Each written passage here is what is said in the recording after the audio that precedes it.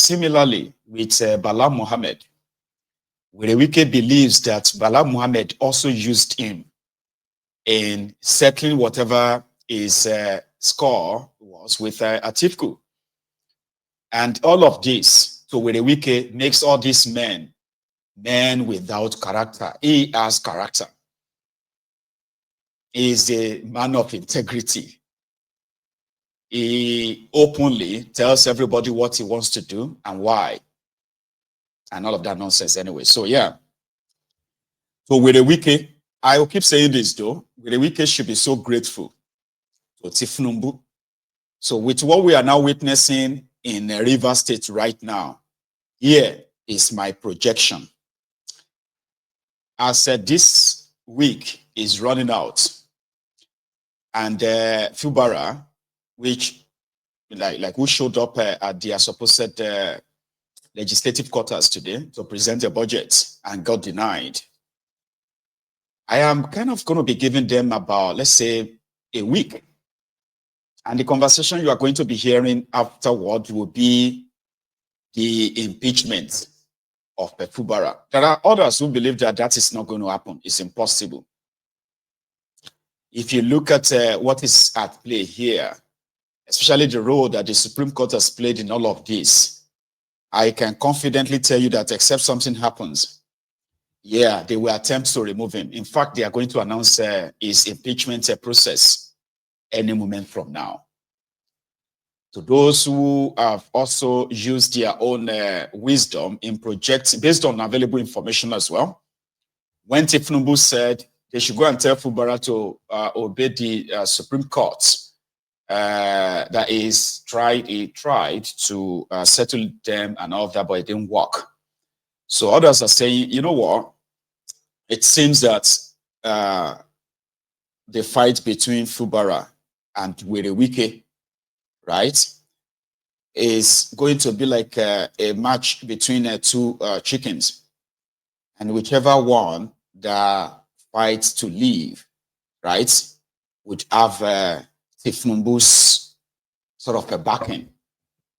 But presently, if all of us are being honest, if you are being honest and not being emotional, right now, the Werewike camp, among other things, so like, the other factors that we may have to consider, right? Werewike side, they have the upper hand.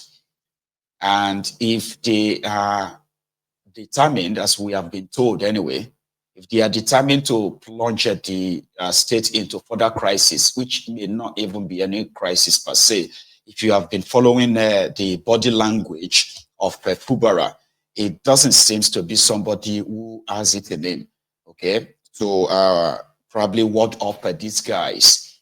So if he's impeached, I can assure you, apart from a few murmuring here and there will never be a wimp. You're likely not going to hear a wimp. It will be gone. And yeah, from what I have also heard, the permutation right now is a two-way thing. This is just for our own conversation here, okay? Two-way thing. Should they remove Fubara and his deputy, who is a lady? The lady who hasn't said a word, who hasn't been seen in public since this whole wahala started, except for one time, and that was like last month when she said or denied the resignation rumor, because it was said that she was going to resign and it was going to be just a Fubara alone. So in Rivers State, as we speak, right, after this their Supreme Court of Injustice judgments, we have had a few kind of like a member of their government in Rivers State throwing in the towel, especially their RCEC. Some of them are already resigning, meaning the whole thing is pretty much like a coming to a close. So would they just remove Fubara and install his deputy, a lady? Or would they just have to remove both of them? And if that happens, that will automatically make Martin Akpabiole the governor of Rivers State, from speaker to governor. Now, like I said earlier, the other factors that seems to be giving them, sleepless nights on how to go about this removal is that there are rumors already that the plan was to remove Fubara and his deputy and put Martin Amawule as the acting governor of Rivers State. Now, Amawule is from Obiakpo, the same place like Werewike. So if Werewike removed an Ijaw man, right, who happened to be the only Ijaw to have become a governor in Rivers State, according to them, because this is their reality today, right? So if Werewike succeed in removing an Ijaw man and they will put back an Ikwere man from his own plan, how is that going to play out on the rest of the states? Well, I don't know. But there's something I do know, or I do wish rather, is that let them remove Fubara. Sure, you get. There are those who believe that they can't, but they can. Trust me, they can. And if they want to, they will. And from my own side, I want them to. So that more could see how the whole thing will play out. So from what we have heard, even though it was Obasanjo who tried that, removing a state governor, declaring a state of emergency, but a court has now ruled that even if a crisis leads to a state of emergency in a state, the only people that will lose out will be the House of Assembly members.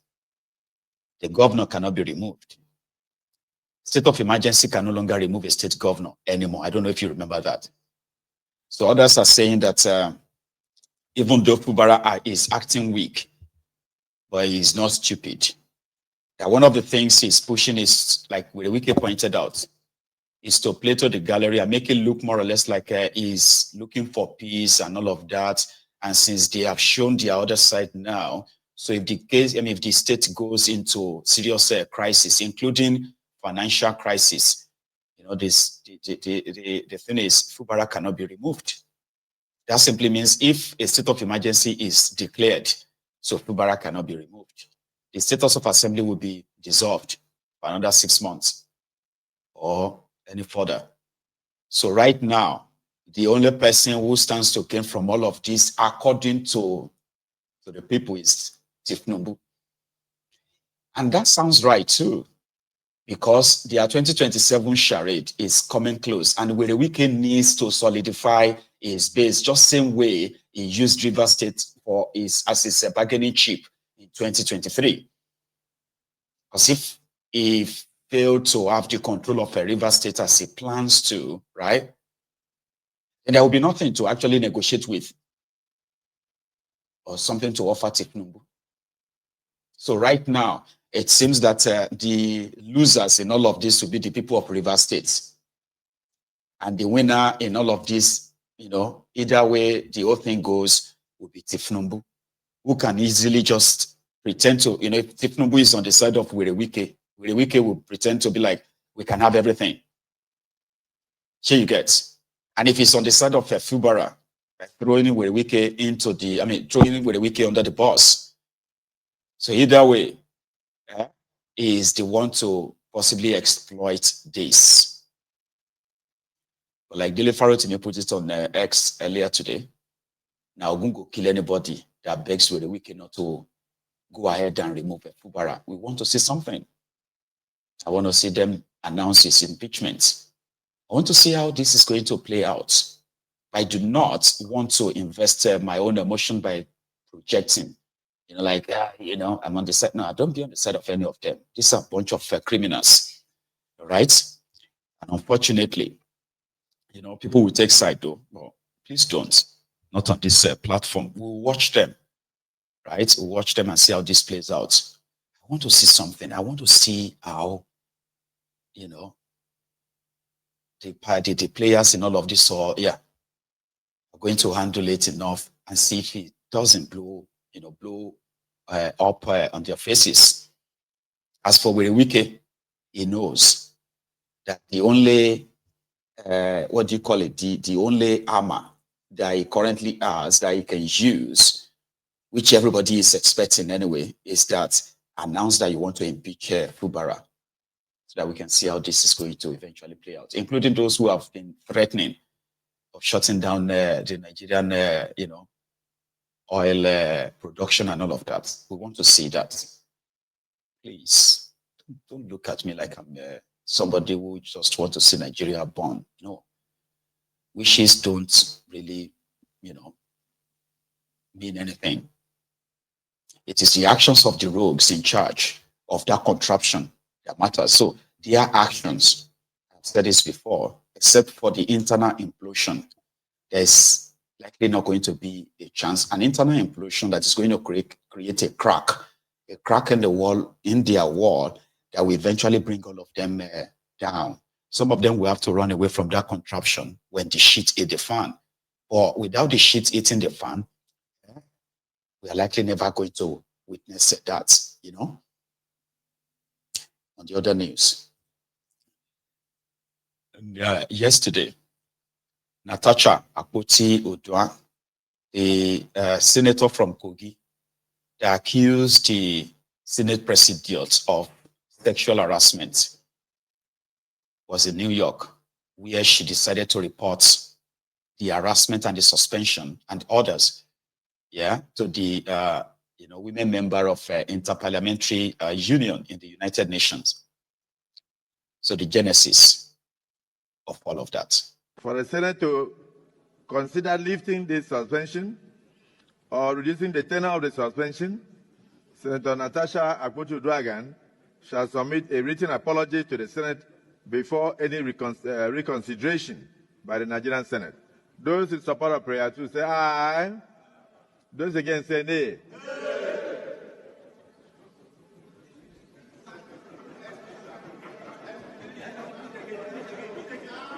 I don't think,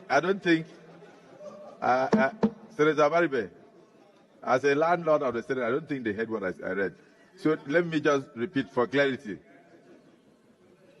That for the Senate to consider lifting the suspension or reducing the tenure of the suspension, Senator Natasha Akpabiole shall submit a written apology to the Senate before the reconsideration by the Senate.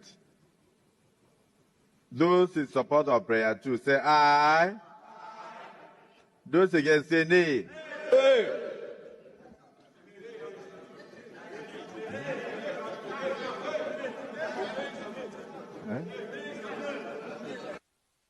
Okay, because I thought I heard 50-50. Let me make it 40-60.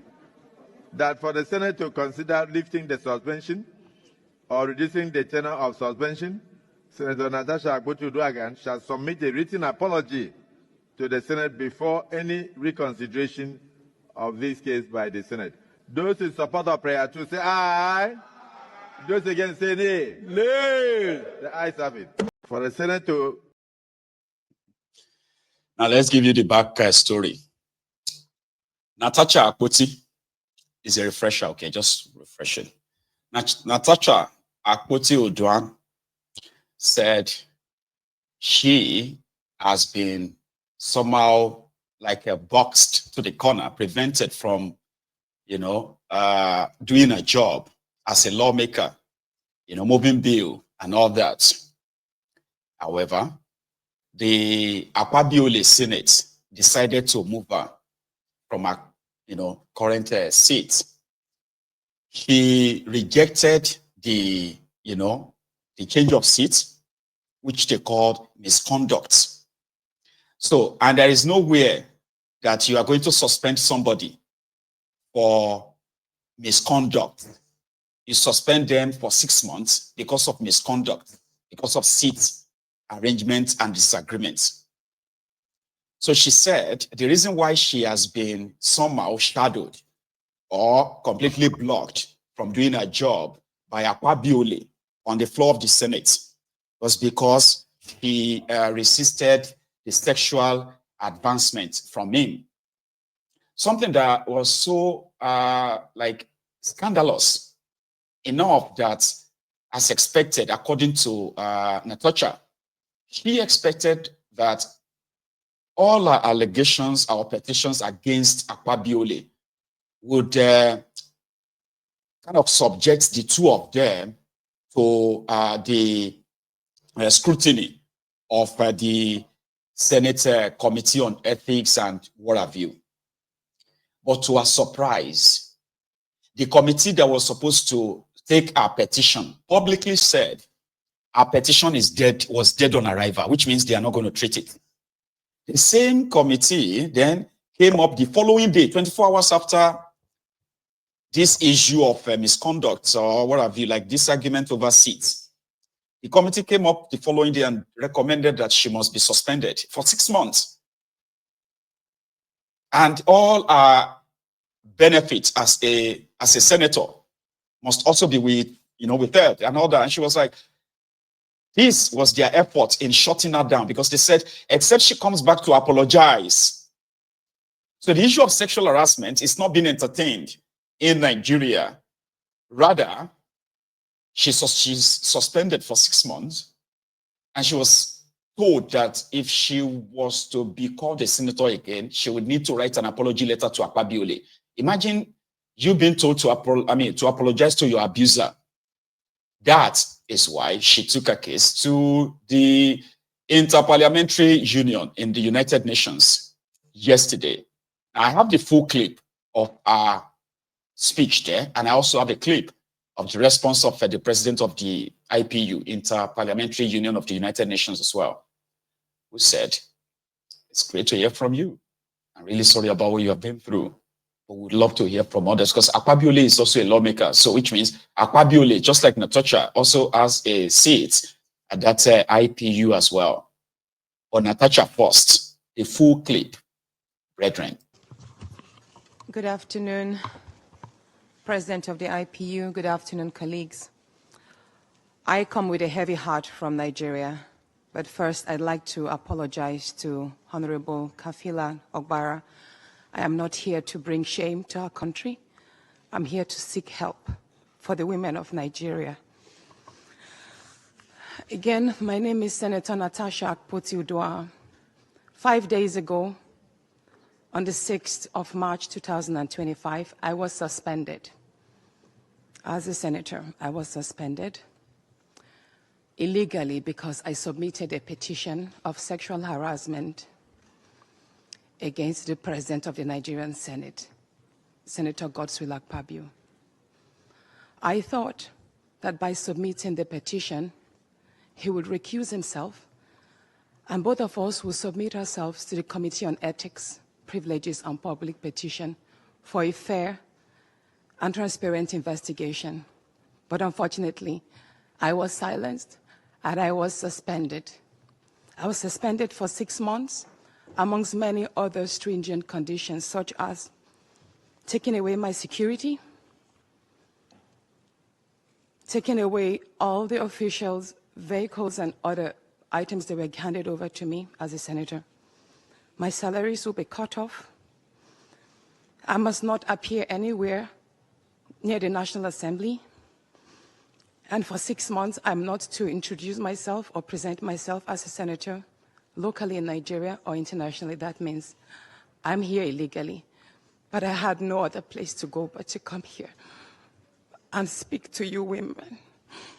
Because this is a bigger picture.